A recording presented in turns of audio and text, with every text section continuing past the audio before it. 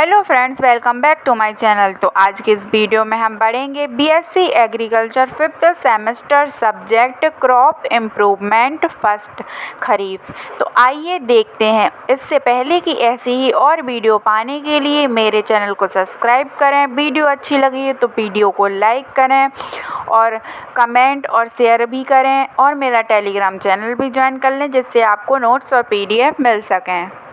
तो आज की इस वीडियो में हम पढ़ेंगे बाबिलोन की 8 केंद्रों में से 7वां और 8वां केंद्र, और बाकी की पिछली वीडियो में हो चुके हैं। तो आइए देखते हैं।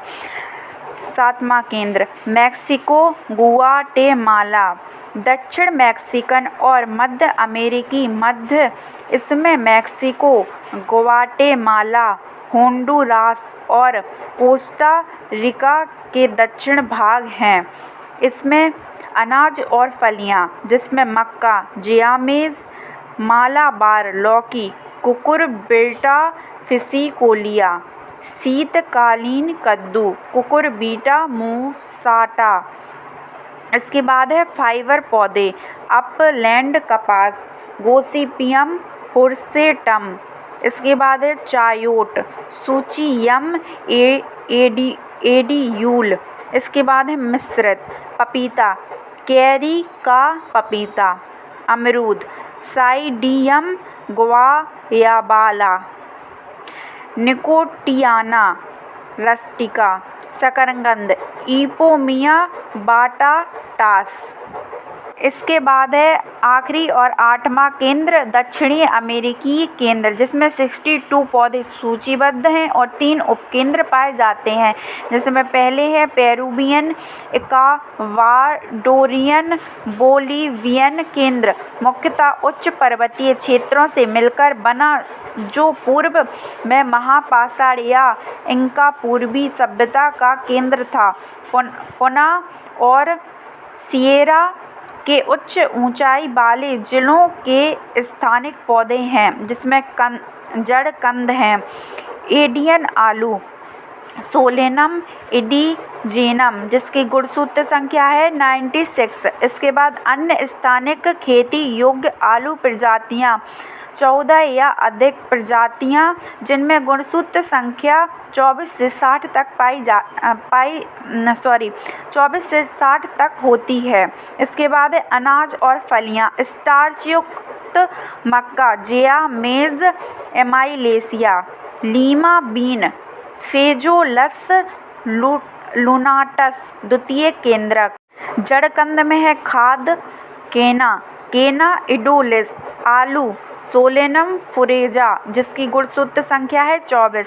इसके बाद है सब्जी फसलें, पेपिनोसोलेनम म्यूरिकेटम, टमाटर, लाइकोपर्सिकम एक्सकुलेंटम। इसके बाद है रेशे वाले पौधे, तम्बाकू, निकोटियाना टेबेकम। इसके बाद अमरूद, साइडियम गुआजावा, मिस्र कपास, गोसिपियम बारबाडेस, फल और विविध। इसके बाद है चिलो सेंटर, दक्षिणी चिली के तट के पास द्वीप, सामान्य आलू, सोलेनम ट्यूबरम सम, जिसकी गुणसूत्र संख्या है 48। जंगली स्ट्रॉबेरी, फेगरियम चिलोएसिस। बाद है तीसरा ब्राजीलियाई पराग्वेयन केंद्र, जिसमें मूंगफली, अर्चिस हाइपोगिया, रबर का पेड़, हेविया ब्रासिलियंसिस, अनानास कोमोसा। इसके बाद है सूक्ष्म केंद्र वह होते हैं जिनमें विविधता केंद्रों के भीतर छोटे क्षेत्र कुछ फसल पौधों की जबरदस्त आनुवंशिक विविधता प्रदर्शित करते हैं। इन क्षेत्रों को सूक्ष्म केंद्र कहा जाता है। सूक्ष्म केंद्र मूल्यवान पादप रूपों को एकत्रित करने और कृषि प्रजातियों के विकास का अध्ययन करने का एक महत्वपूर्ण स्रोत है। इसके बाद अगली हेडिंग है प्रजातियों का वितरण। प्रजातियों का वितरण उस भौगोलिक सीमा को संदर्भित करता है जिसमें कोई विशेष प्रजाति पाई जाती है। यह एक छोटे स्थानीय क्षेत्र से लेकर कई महाद्वीपों में फैले व्यापक वितरण तक भिन्न हो सकता है। फसल सुधार और पौध प्रजनन के लिए फसल प्रजाति के वितरण को समझना महत्वपूर्ण है, जिसमें पहला है गेहूँ।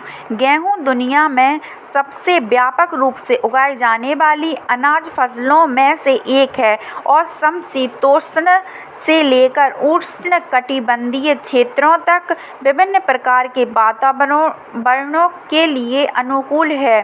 गेहूँ की खेती के प्रमुख केंद्र भूमध्य सागरीय क्षेत्र, मध्य एशिया और उत्तर अमेरिका हैं। इनके अलावा यूरोप, दक्षिण एशिया और चीन में भी इसकी खेती होती है। इसके बाद मक्का समशीतोष्ण से लेकर उष्णकटिबंधीय क्षेत्रों तक विभिन्न प्रकार की जलवायु के अनुकूल हैं। प्रमुख केंद्र मेसो अमेरिका, जहां इसकी उत्पत्ति हुई है, और उत्तरी अमेरिका है। इनके अलावा दक्षिण अमेरिका, अफ्रीका और एशिया में भी इसकी खेती होती है। इसके बाद है चावल। दुनिया में आधे से ज़्यादा आबादी की मुख्य फसल है। आर्द्रभूमि के वातावरण के अनुकूल है। प्रमुख केंद्र दक्षिण पूर्व एशिया है, जहां इसकी उत्पत्ति हुई है, और पूर्व एशिया, जहां दक्षिण एशिया, अफ्रीका और लैटिन अमेरिका में भी इसकी अतिरिक्त खेती होती है। इसके बाद है आलू। समशीतोष्ण जलवायु के लिए अनुकूल है। आलू की खेती के प्राथमिक केंद्र एंडियन क्षेत्र हैं, जहां इसकी उत्पत्ति हुई थी, और यूरोप, इसके अतिरिक्त उत्तरी अमेरिका, एशिया और अफ्रीका में भी इसकी खेती होती है। इसके बाद अगला आखिरी है सोयाबीन। प्रोटीन तेल का स्रोत है। समशीतोष्ण से लेकर उष्णकटिबंधीय क्षेत्रों तक विभिन्न प्रकार की जलवायु के अनुकूल हैं। प्रमुख केंद्र पूर्व एशिया, उत्पत्ति उत्तरी और दक्षिणी अमेरिका है। इसके अलावा यूरोप और अफ्रीका में भी इसकी अतिरिक्त खेती होती है। इसके बाद अगली हेडिंग है विभिन्न अनाजों में जंगली रिश्तेदार। अनाज की फसलों के जंगली रिश्तेदार फसल सुधार के लिए महत्वपूर्ण आनुवंशिक संसाधन हैं, क्योंकि उनमें रोग प्रतिरोधक क्षमता, अजैविक तनावों के प्रति सहनशीलता और बेहतर उपज जैसे बहुमूल्य गुण होते हैं।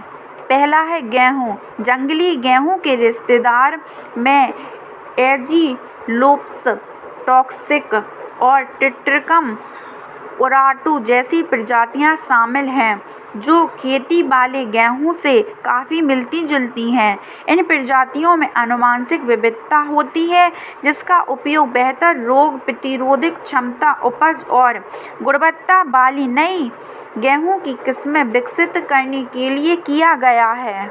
इसके बाद है चावल।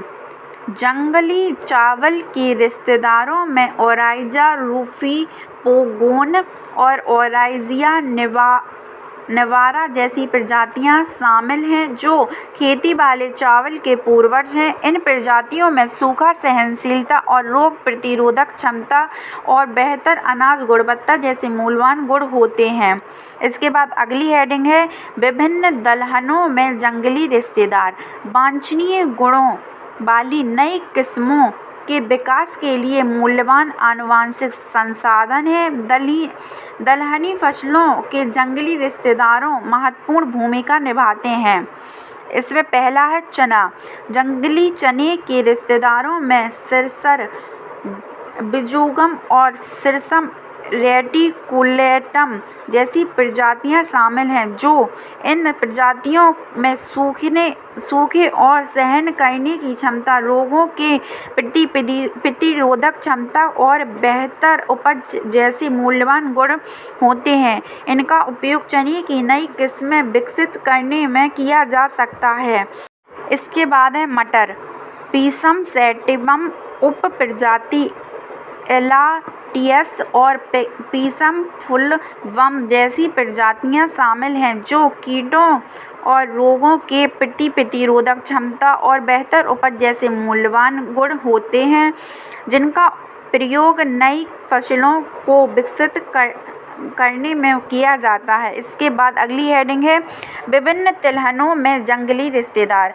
फसल सुधार के लिए महत्वपूर्ण आनुवंशिक संसाधन है। रोग प्रतिरोधक क्षमता, अजैविक तनावों के प्रति सहनशीलता और बेहतर उपज जैसे मूल्यवान गुण होते हैं। तिलहन फसलों के लिए जंगली रिश्तेदारों के कुछ उदाहरण निम्नलिखित हैं। इसमें पहला है सरसों।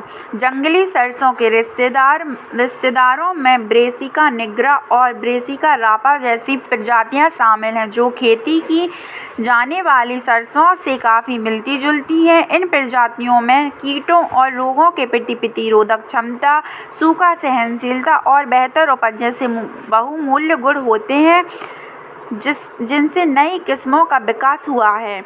इसके बाद सूरजमुखी। हेलियंथस एनुअस और हेलियंथस डेविलिस जैसी प्रजातियां शामिल हैं, जो खेती की जाने वाली सूरजमुखी से मिलती हैं। कीटों और रोगों के प्रति प्रतिरोधक क्षमता, सूखा सहनशीलता और बेहतर उपज जैसे गुण होते हैं, जिनका प्रयोग सूरजमुखी की नई किस्म विकसित करने में होता है। इसके बाद अगली हेडिंग है विभिन्न रेशों की जंगली रिश्तेदार। पहला है कपास। गोसिपियम हर्बेसियम और गोसिपियम हिर्सुटम जैसी प्रजातियां शामिल हैं, जो कीटों व रोगों के प्रति प्रतिरोधक क्षमता, सूखा सहनशीलता और बेहतर उपज जैसे मूल्यवान गुण होते हैं, जो कपास की नई किस्में विकसित करने में मदद करती हैं। इसके बाद है जूट। कॉर्कोरस कैप्सुलरिस और कॉर्कोरस ओलिटोरियस जैसी प्रजातियां शामिल हैं, जो कीटों व रोगों के प्रति प्रतिरोधक क्षमता, सूखा सहनशीलता और बेहतर उपज जैसे बहुमूल्य गुण प्रदर्शित करती हैं, जिनका प्रयोग जूट की नई किस्मों को विकसित करने के लिए किया जाता है। इसके बाद है विभिन्न चारा और नकदी फसलों में जंगली रिश्तेदार। ये फसल सुधार के लिए महत्वपूर्ण आनुवंशिक संसाधन हैं। इनमें रोग प्रतिरोधक क्षमता, सूखा सहनशीलता और बेहतर उपज जैसे बहुमूल्य गुण होते हैं। सोयाबीन। ग्लाइसिन टोमेटेला और ग्लाइसिन मैक्स जैसी प्रजातियां शामिल हैं। इनमें कीटों व रोगों के प्रति प्रतिरोधक क्षमता, सूखा सहनशीलता और बेहतर उपज जैसे बहुमूल्य गुण हैं, जिनका प्रयोग नई किस्में विकसित करने में किया जाता है। इसके बाद है आलू। सोलेनम डेमिसम और सोलेनम एस्टेनोटोमम जैसी प्रजातियां शामिल हैं, जिनमें कीटों व रोगों के प्रति प्रतिरोधक क्षमता, सूखा सहनशीलता और बेहतर उपज जैसे बहुमूल्य गुण होते हैं, जो नई किस्मों को विकसित करने में मदद करते हैं। इसके बाद है विभिन्न सब्जी और बागवानी फसलों में जंगली रिश्तेदार, जिसमें है टमाटर। सोलेनम पिम्पेनिलिफोलियम और सोलेनम लाइकोपर्सिकोइडस जैसी प्रजातियां हैं, जो कीटों व रोगों के प्रति प्रतिरोधक क्षमता, सूखा सहनशीलता और बेहतर उपज जैसे गुण होते हैं, जो नई किस्में विकसित करने में सहायक होते हैं। इसके बाद आखिरी है लेट्यूस। लैक्टुका सेरियोला व लैक्टुका सेलिग्ना जैसी प्रजातियां शामिल हैं, जो कीटों व रोगों के प्रति प्रतिरोधक क्षमता व सूखा सहनशीलता और बेहतर उपज जैसे बहुमूल्य गुण होते हैं, जिनका प्रयोग नई किस्मों को विकसित करने में किया जा सकता है। फ्रेंड्स, अगर आप सभी लोगों को वीडियो अच्छा लगा हो तो प्लीज़ वीडियो को लाइक करें, चैनल को सब्सक्राइब करें, वीडियो पर लाइक, कमेंट और वीडियो को अपने दोस्तों को भी शेयर करें, जिससे उनकी भी हेल्प हो सके, और मेरा टेलीग्राम चैनल भी ज्वाइन कर लें, जिससे आपको नोट्स और PDF भी मिल सके। मिलते हैं नेक्स्ट वीडियो में। Thank you for watching.